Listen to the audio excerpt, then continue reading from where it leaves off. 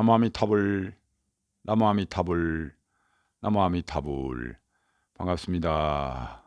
오늘도 역시 보정석일수 거사님께서 쓰신 극락간 사람들에 나온 내용을 간추려 발췌해서 소개하도록 하겠습니다. 오늘은 일생 동안 정토 삼부경, 아미타경, 무량수경, 감무량수경, 이 정토 삼부경을 매일같이 독송하고 극락세계에 거룩하게 왕생하신 김상진 거사님에 관한 내용을 소개하도록 하겠습니다.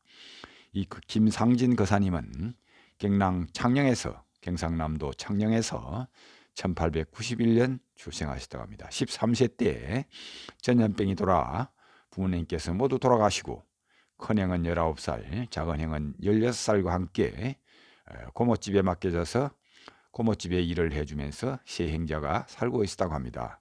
어느 날 19살 되는 큰 형님이 동생들에게 말을 하기를, 이 형님이 돈 많이 벌어서 올 테니 일들 잘하고 어른들 말씀 잘 듣고 있으라 하고 집을 떠났다고 합니다. 그 길로 그 큰 형님은, 집을 나간 큰 형님은 소식이 없다가 친척들의 말에 의하면 그 형님은 머리를 깎고 스님이 되었다는 말을 들었다고 합니다. 그 뒤 23살이 된 김상진 거사님은 14살이 된 이웃마을 처녀인 박일순 보살님과 결혼하였고, 그 뒤 10년 후에 출가한 형님은 잠도 자지 않고 열심히 정진하여 큰 도를 깨치시고 앉아서 입적하셨다는 그런 소문도 들었다고 합니다. 결혼을 막 한 김상진 부부는 고모집을 떠나서 부산의 어느 일본인이 운영하는 모찌 가게에서 일을 하게 되었다고 합니다. 찹쌀 못지않은 떡집에서 일을 하게 되었는데, 그 일본인 주인들은 김상진 부부의 성실함을 보고 잘 대해주었다고 합니다.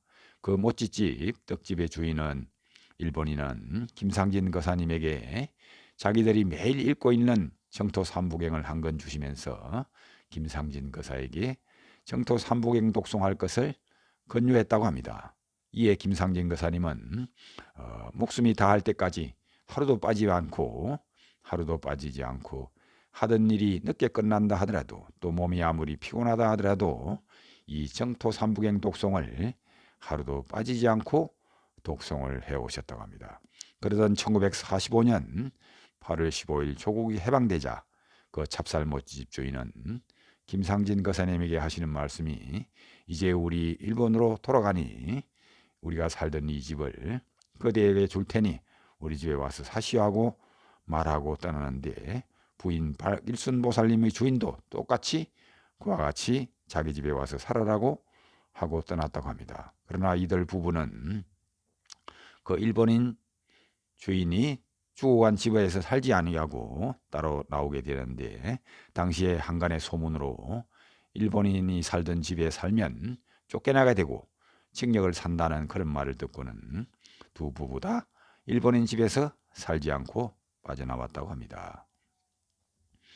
두 부부는 부처님 법에 따라 절대 육식을 삼가하고, 특히 박일순 보살님은 밀치 한 마리도 먹지 않았다는 그런 채식만 위주로 하는 그런 삶을 살았는데, 특히 박일순 보살님은 늘 나무아미타불 관세음보살을 연불하며 살아왔고, 새벽 3시가 되면 청수물을 뜨기 위해서 운물에 가야 했는데, 그 운물 뒤에는 늘 고양이만큼 작은 짐승 한 마리가 눈에 늘 불을 켜서 박일순 보살님이 청수물을 쉽게 뜰 수 있도록 그 길을 밝혀주었다고 합니다.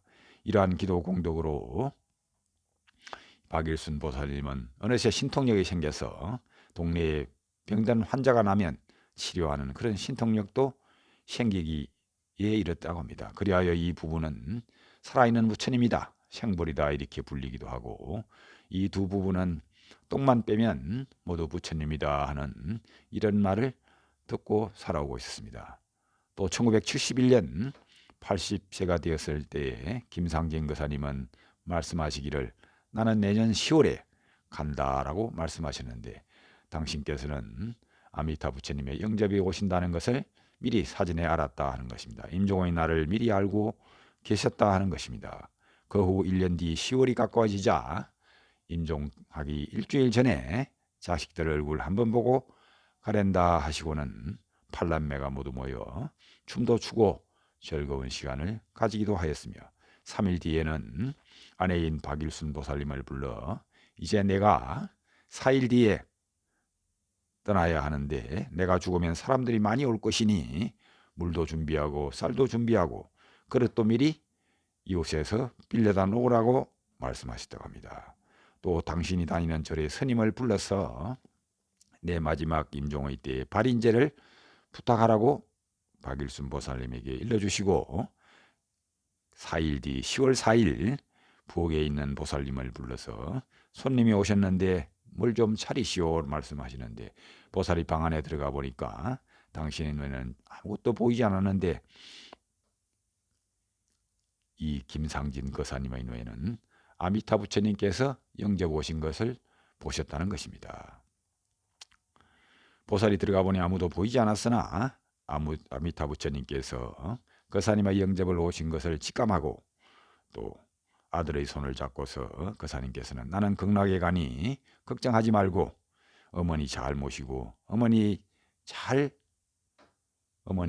해라 하고 마지막 당부의 말씀을 하시고는 눈을 감았는데 때는 1972년 10월 4일 속가 나이 81세로 거룩하게 극락세계에 왕생하신 김상진 거사님의 왕생 사례를 소개하였습니다.